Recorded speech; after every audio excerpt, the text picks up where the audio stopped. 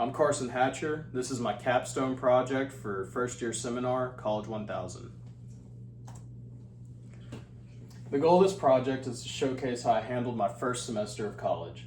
From practical strategies to my actual mindset, I'll lay out all the tools that allowed me to thrive in my first semester. This presentation will reflect my individual choices that were crucial to my success.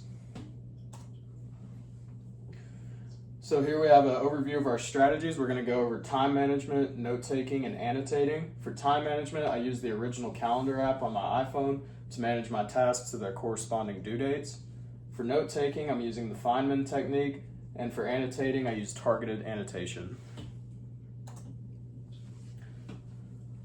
I've struggled with time management my whole life. As a student, I was very prone to procrastination. After arriving at Pellissippi, however, I knew that wasn't going to cut it anymore.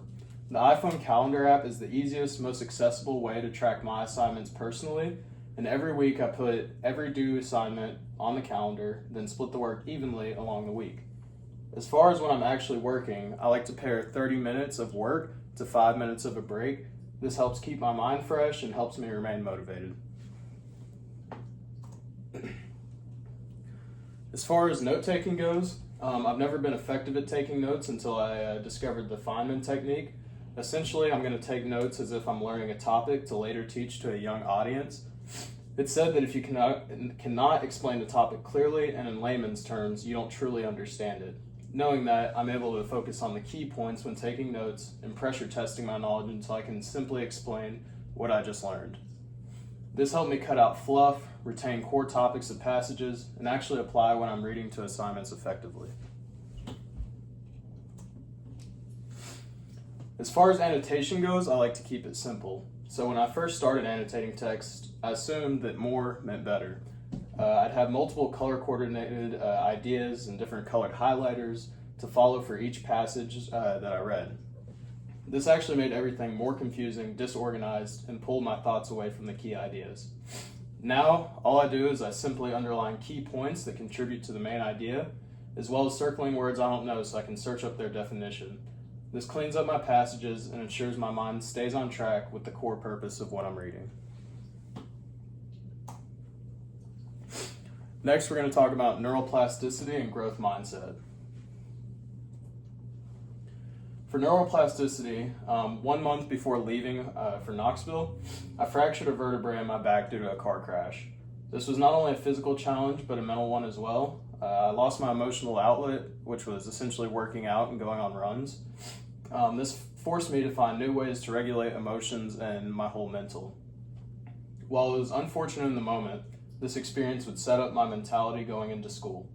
After being forced to regulate my brain in multiple ways, I applied that concept when tackling subjects I struggle in. I went from facing challenges with a stubborn mindset to being open to change and adapting to each specific subject I learned.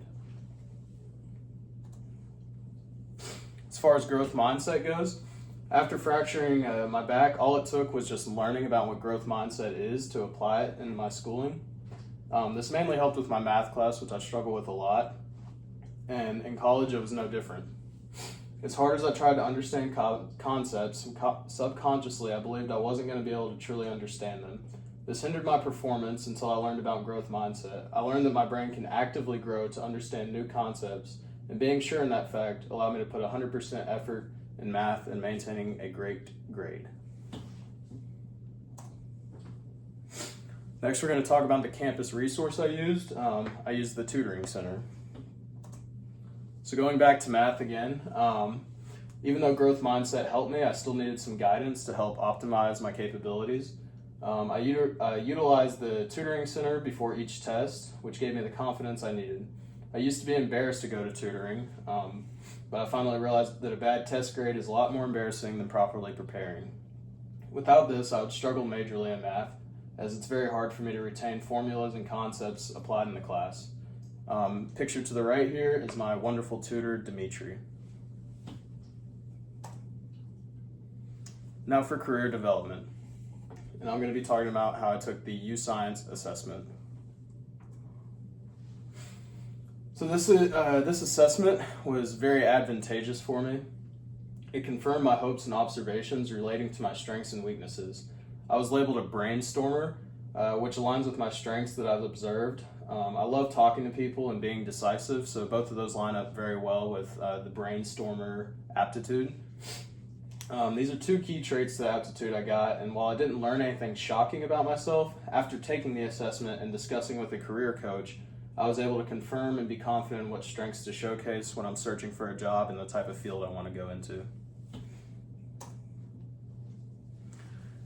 In conclusion, all of these tools have made an incredible impact on my academic journey.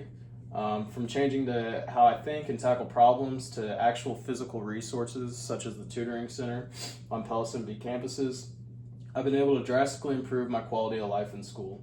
The skills and tools I've learned are a great foundation to the rest of my college timeline, which will hopefully end up at University of Tennessee.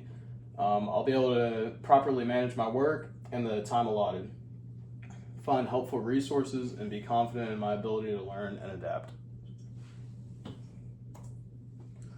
Thank you. This is Carson Hatcher, College 1000.